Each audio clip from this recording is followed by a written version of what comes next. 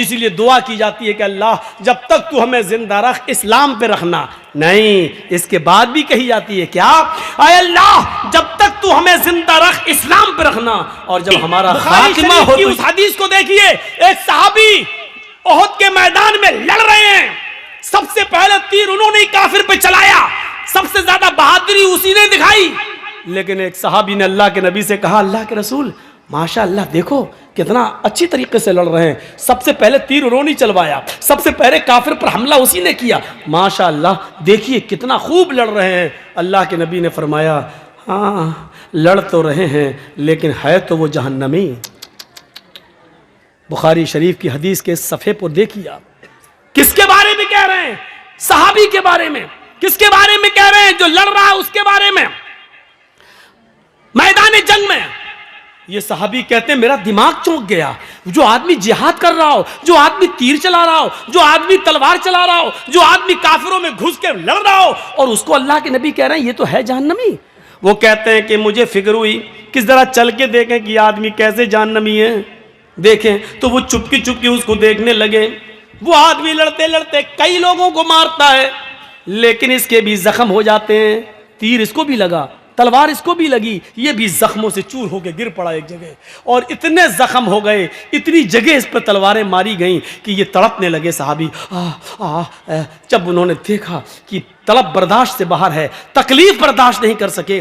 دوسرا صحابی دیکھ رہا کہ دیکھیں کیا ہوتا ہے، یہ زمین پر پڑے ہیں، زخموں کی تکلیف برداشت نہیں کر پا رہے ہیں. یہ اٹھتے ہیں اور تلوار لے کر زمین پر گاڑتے ہیں، تلوار لے کر زمین پہ گاڑتے ہیں، اور اپنا یہ سینے کا یہ بیچ والا حصہ جو ہوتا ہے، یہ پسلی، دونوں پسلیوں کے درمیان اس پر تلوار کی نوک کو اس پر رکھتے ہیں، اور پورا وزن اس کے اوپر ڈال کر اس کے اوپر چڑھ جاتے ہیں، اور تلوار یہاں سے گھستی اور یہاں سے نکلتی ہے، اور یہ انتقال، مر گئے. شہید تو نہیں کہیں گے کیونکہ ان کا جو انتقال ہوا، یہ تلوار جو گھونپی ادھر چلی گئی، تو یہ صحابی وہ مر گئے. اللہ کے نبی کے پاس جو دیکھ رہا تھا صحابی، وہ آئے اور آ کر کہا، اشہد انکا اشہد ان محمد اشہد اللہ اشہد ان لا الہ الا اللہ و اشہد ان محمدن عبدہ و رسولہ. آپ نے کہا تم تو پہلے ہی سے مسلمان ہو، آج یہ کلمہ پڑھنے کی کیا ضرورت؟ کہا اللہ کے رسول ابھی کچھ دیر پہلے میں نے آپ سے کہا تھا ایک صحابی لڑ رہے ہیں، کتنے بہادر ہیں.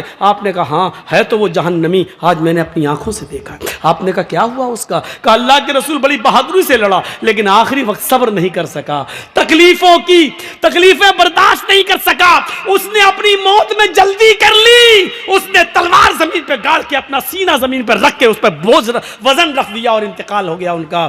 آپ نے فرمایا میرے صحابی، آپ نے فرمایا ہاں ایک انسان زندگی بھر اچھے عمل کرتا ہے، پوری زندگی نیک عمل کرتا ہے، یہاں تک کہ اس کے اور اس کے جنت کے بیچ میں صرف ایک بالشت کا فاصلہ رہ جاتا ہے. ایک بالشت یعنی اتنا عمل اور کر لے کہ وہ جنت میں چلا جائے، لیکن وہیں سے اللہ اس کو بدل دیتا ہے اور جہنم جیسے اعمال کرواتا ہے. میرے بھائیو غور کرو، اس صحابی نے کبھی نماز نہیں چھوڑی، اس صحابی نے کبھی روزہ نہیں چھوڑا، اس صحابی نے کبھی اور کوئی جنگ نہیں چھوڑی، اس صحابی نے کچھ نہیں، ہمیشہ نماز، تہجد کی پابندی، سب کچھ. لیکن جہنم میں کیوں جا رہے ہیں؟ کیونکہ انہوں نے خودکشی کر لی جو حرام ہے، خودکشی کر لی جو حرام ہے. اگر تمہیں تکلیف ہوئی تھی تو اس پہ صبر کرتے، اللہ رب العالمین اس تکلیف کو تمہارے گناہوں کا کفارہ بناتا اور صبر کرتے تو اللہ تمہیں جنت دیتا. لیکن انہوں نے موت میں جلدی کر لی، تکلیف برداشت نہیں ہو سکی اور انتقال. اللہ کے نبی نے کہا وہ جہنم کے اندر جائیں گے. اندازہ لگائیے آپ، ہم اور آپ چاہے کتنے جلد سے سن لیں، چاہے کتنی نمازیں پڑھ لیں، لیکن اگر ہمارا انتقال کے وقت، آخری عمر میں آخری وقت اگر ہمارا انتقال صحیح راستے پر اور صحیح عمل پر نہیں ہوا، اور آخری وقت کس کا کب آ جائے کچھ نہیں کہا جا سکتا. ہم کل مر جائیں، کل موت آ جائے، کس کو معلوم ہے کب کس کا انتقال ہو جائے؟ کیا کسی نے گارنٹی لی ہے؟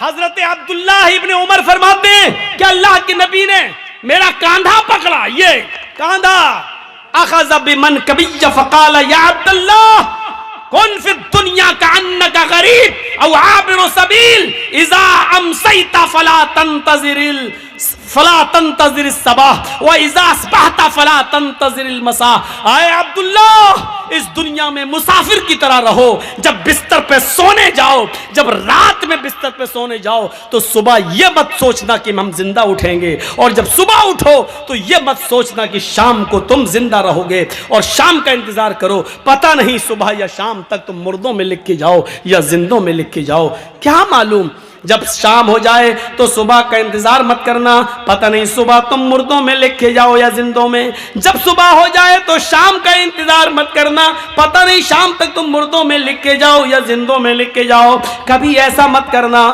بس نیک عمل میں آگے بڑھو۔ اسی لیے دعا کی جاتی ہے کہ اللہ جب تک تو ہمیں زندہ رکھ اسلام پہ رکھنا، نہیں اس کے بعد بھی کہی جاتی ہے کیا، اے اللہ جب تک تو ہمیں زندہ رکھ اسلام پہ رکھنا، اور جب ہمارا خاتمہ ہو تو ایمان پر ہمارا خاتمہ فرمانا۔ صرف یہ دعا مت کرنا اللہ جب تک میں زندہ رہوں اسلام پہ رکھنا، نہیں یہ دعا بھی شامل کرنا کہ اے اللہ جب میرا انتقال ہو، میرا خاتمہ ہو تو اس وقت بھی ہم مومن رہیں، کیونکہ دیکھیے صحابی کا خاتمہ ایمان پر نہیں ہو پایا، زندگی بھر اسلام پہ تو رہے لیکن آخری وقت میں میرے بھائیوں دیکھ لیجئے کہ انہوں نے خودکشی کر لی۔ آخری وقت میں خودکشی کرنے والے کی نماز جنازہ جائز نہیں ہے، خودکشی کرنے والے کو مسلمانوں کے قبرستان میں دفن کرنا جائز نہیں ہے۔ کتنے لوگ خودکشی کر لیتے ہیں، کتنے لوگ، میرے بھائیوں ان چیزوں کو دیکھو۔ اللہ کے نبی صلی اللہ علیہ وسلم نے تو ایک اور نشانی بتائی تھی، اور کیا کہا تھا، یصبح الرجل مومنا ویمسی کافرا ویمسی مومنا ویصبح کافرا یبیع دینہ بعرض من الدنیا۔ لوگوں قیامت کے آنے سے پہلے تم ایک نشانی دیکھ لینا، یہ تم اپنے سوسائٹی میں دیکھ لینا، اور دیکھ لو اپنے یہاں جھانک کر دیکھ لو یہ ہو رہا کہ نہیں۔ ایک مسلمان یصبح الرجل مومنا، صبح اٹھے گا تو مومن ہوگا لیکن شام ہوتے ہوتے کافر ہو جائے گا، شام کو مومن ہوگا صبح اٹھتے اٹھتے کافر ہو جائے گا۔ یہ کون ہوگا؟ یصبح الرجل مومنا، ایک مسلمان صبح اٹھے گا تو مومن ہوگا، اس نے فجر کی نماز جماعت کے ساتھ پڑھی ہوگی، فجر کے بعد قرآن کی تلاوت کی ہوگی، صبح سورج نکلنے کے بعد صدقہ و خیرات کیا ہوگا، غریبوں کی مدد کی ہوگی، لیکن شام ہونے سے پہلے پہلے وہ کافر ہو جائے گا۔ اشارہ کیا ہے؟ یہ سب کچھ کرنے کے باوجود الیکشن میں کھڑا ہے، نیتا ہے، مسلمان ہے، لیکن جس بستی سے لڑ رہا ہے وہاں ہندو بھائیوں کی تعداد زیادہ ہے، ان کو خوش کرنے کے لیے اور ان کا ووٹ لینے کے لیے وہ ان کے مندر میں بھی جائے گا، ٹیکا بھی لگا لے گا اور مورتی کے اوپر ہار بھی چڑھا دے گا۔ میرے بھائیوں ایسے لوگوں کے بارے میں فرمایا یصبح الرجل مومنا، صبح دیکھو گے کہ وہ حالت ایمان میں اٹھے گا لیکن شام ہونے سے پہلے پہلے وہ کافر ہو جائے گا۔ اپنی سوسائٹی پر، اپنے سماج میں نظر ڈال کے دیکھو کہ ایسے کتنے لوگ موجود ہیں جو غیر مسلموں کا ووٹ پانے کے لیے ٹیکا بھی لگا لیتے ہیں اور مورتیوں پر ہار و پھول بھی چڑھا دیتے ہیں۔ ہمارے ہندوستان کا قانون ہمیں جبرن مجبور نہیں کرتا ہے، ہمارے انڈیا کا لا یہ کہتا ہے کہ آپ مسلمان ہیں، آپ اسلام پر خوب زور سے عمل کیجئے لیکن آپ ہندو دھرم کو یا کسی بھی دھرم کو برا مت کہیے۔ جو آدمی ہندو ہے وہ اپنے دھرم پر خوب قائم رہے، مضبوط رہے، لیکن وہ اسلام کو برا نہ کہے۔ یہ ہمارے بھارت کا سمویدھان قانون ہے۔ کسی ہندو کو زبردستی مسجد میں لانے کو گوارا نہیں کرتا ہے تو کسی مسلمان کو بھی زبردستی مندر میں جانا گوارا نہیں کرتا ہے۔ مسلمان اپنے مذہب پر عمل کریں، ہندو اپنے دھرم پر عمل کریں۔ میرے بھائیوں جب ایک باغ کے اندر آم اور سیب ایک جگہ ہو سکتے ہیں تو کیا ایک ملک کے اندر ہندو اور مسلمان ایک جگہ نہیں ہو سکتے ہیں؟ جب آم اور سیب کو کسی سے دشمنی نہیں ہو سکتی ہے تو ہندو کو مسلمان کو ایک ہندو سے کیا دشمنی ہونی چاہیے؟ اب آپ سوچئے اور سمجھیے کہ آج ہمارے سماج میں کیا ہو رہا ہے، ہم کس طرف جا رہے ہیں، ہمارا اسلام کے ساتھ اٹھنا بیٹھنا کیسے ہونا چاہیے۔ میں نے آج عملہ باری کے پروگرام میں میں نے مثال دی تھی۔